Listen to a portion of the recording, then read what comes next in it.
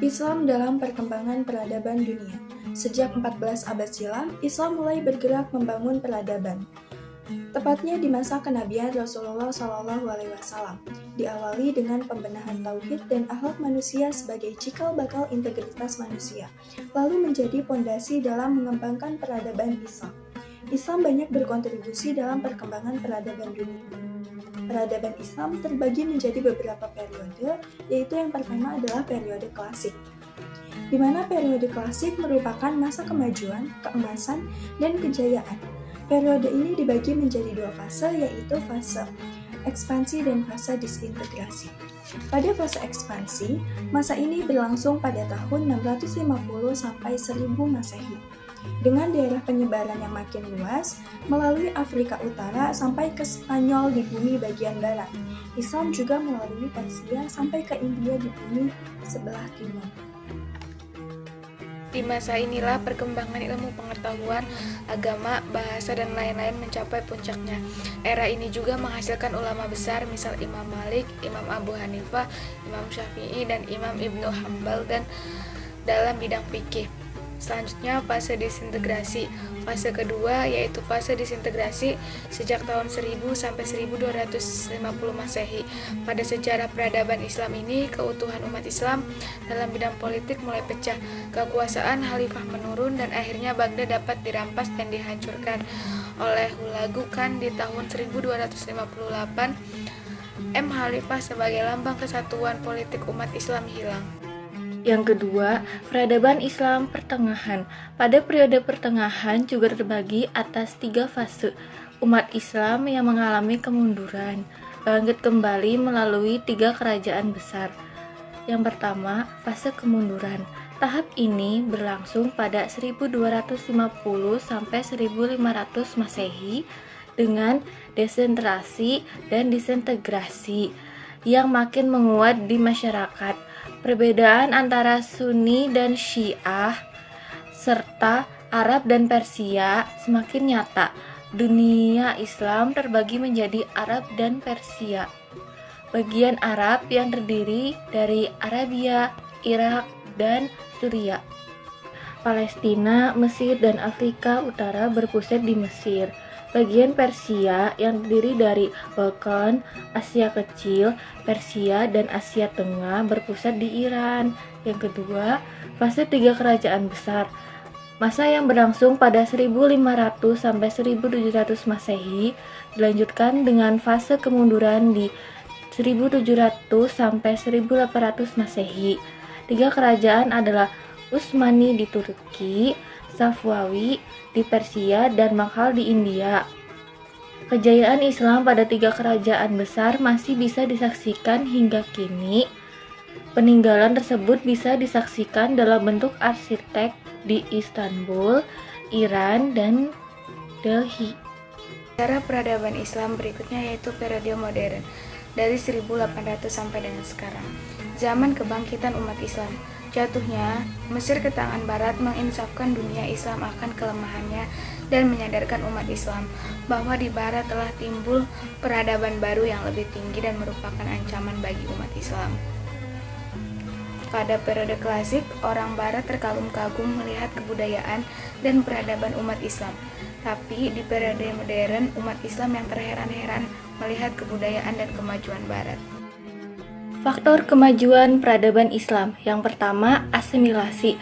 Asimilasi adalah pembauran suatu kebudayaan disertai dengan hilangnya ciri khas kebudayaan asli. Selain salah satu faktor kemajuan peradaban Islam adalah terjadinya asimilasi antara bangsa Arab dan bangsa-bangsa lain yang sudah lebih dulu mengalami perkembangan dan pengetahuan. Yang kedua, maraknya gerakan penerjemah.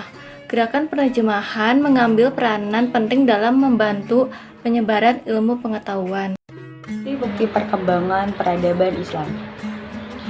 Keberadaan perpustakaan Islam dan lembaga-lembaga keilmuan seperti Baitul Hikmah, Masjid Al-Azhar, dan Masjid Qawarin, dan lain sebagainya.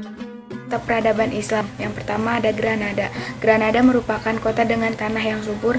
Di kota ini didirikan sebuah istana yang sangat megah yang masih ada hingga saat ini, yakni Istana Granada atau Alhambra.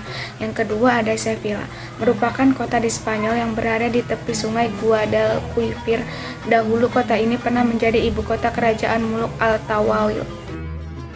Yang ketiga ada Baghdad, kota yang dikerjakan oleh lebih dari 100.000 pekerja di bawah pimpinan Hajjaj bin Artal dan Amara bin Waldah. Kota ini memiliki istana, asrama pegawai, rumah keluarga, khalifah, dan sebagainya. Yang keempat ada Cordoba, kota yang didirikan oleh Abdurrahman ad-Dakhil. Dahulu, kota ini menjadi kota teladan di Eropa karena kebersihan dan keindahannya. Contoh kontribusi besar Islam dalam peradaban dunia. Yang pertama, Ibnu Sina sebagai Avicenna di dunia barat, seorang filsuf ilmuwan dalam bidang kedokteran. Yang kedua, Abu Amr Usman bin Bar Al-Minani Al-Faukaini Al-Basri, seorang ilmuwan terkenal, penulis ensiklopedia hewan. Yang ketiga, Al-Raji, orang pertama yang membuat jahitan pada perut dengan benang dibuat dari serat. Dia juga berhasil membedakan antara penyakit dacar dan campak. Yang keempat adalah Ibnu Khaldun, bapak sosial politik. Yang kelima ada Ibnu Haytham, bapak ilmu optik. Dan yang keenam, Jabir Ibnu Hayyan, penemu ilmu kimia. Faktor kemunduran peradaban Islam. Yang pertama, tidak ada ideologi pemersatu. Pada masa itu, kelompok etnis non-Arab kerap merusak perdamaian karena salah satu dalam pemberian dan penggunaan istilah kepada para mukallaf. Yang kedua adalah permasalahan ekonomi. Saat itu, ilmu pengetahuan lebih gencar dikembangkan dibandingkan di bidang perekonomian. Oleh sebab itu, terjadilah masalah ekonomi yang pada akhirnya berpengaruh pada bidang politik dan bidang militer. Yang ketiga adalah sistem peralihan kekuasaan tidak jelas. Faktor kemunduran peradaban Islam selanjutnya adalah karena terjadi perebutan kekuasaan oleh para ahli waris, sehingga sistem kepemimpinan menjadi tidak jelas. Beberapa sumber kontribusi Islam dalam perkembangan peradaban Islam. Yang pertama, sumber historis. Banyak peradaban yang hancur karena bunuh diri, bukan karena benturan dari kekuatan luar. Peradaban tersebut tidak dibangun di atas nilai-nilai spiritualitas yang kokoh. Peradaban saat itu tumbuh berkembang dengan sangat cepat dikarenakan peradaban Islam memiliki kekuatan spiritualitas. Oleh karena itu, aspek spiritualitas memainkan peran sentral dalam mempertahankan eksistensi peradaban Islam. Sumber sosiologis. Sebelum peradaban Islam, ilmu pengetahuan telah ada, namun sifat dan semangatnya sangat nasionalistis dan parokialistis, dengan ketertutupan masing-masing bangsa dari pengaruh luar karena merasa paling benar. Howard R. Turner dalam Sains Islam yang mengagumkan menyatakan bahwa umat Islam menerima warisan berharga dari budaya Asia, Yunani, Romawi, dan Afrika. Bila ditelusuri secara sosiologis, Islam memiliki keterbukaan untuk menyapa peradaban lain. Implikasinya keterbukaan Islam itu menghasilkan khazanah keilmuan dan budaya yang melimpah. Yang ketiga, sumber filosofis dan teologis. Umat Islam pada masa lalu telah bersungguh-sungguh dalam menjalani mission sacred. Semangat para filsuf dan para ilmuwan untuk mengembangkan ilmu pengetahuan tidak terlepas dari semangat ajaran Islam yang menganjurkan semua pemeluknya untuk belajar berbagai hal sebagaimana perintah Allah Subhanahu wa taala dalam Al-Qur'an dan hadis Nabi Muhammad SAW. Ia menjadi dasar teologis, yakni melakukan pengkajian yang lebih sistematis akan sumber-sumber ajaran agama yang lebih baik. Dinamika peradaban Islam dipengaruhi oleh konteks sosial, politik, budaya, dan agama yang melekat di dalamnya. Peradaban Islam pada masa klasik sampai modern memiliki nuansa yang berbeda satu sama lain. Peradaban Islam pada masa Rasulullah SAW ditandai dengan adanya pengaruh wahyu Allah Subhanahu wa Ta'ala yang diturunkan kepada Nabi Muhammad SAW. Fokus misi Rasulullah selain menyeru kepada tauhid adalah pembentukan akhlak manusia dan penghapusan fanatisme golongan.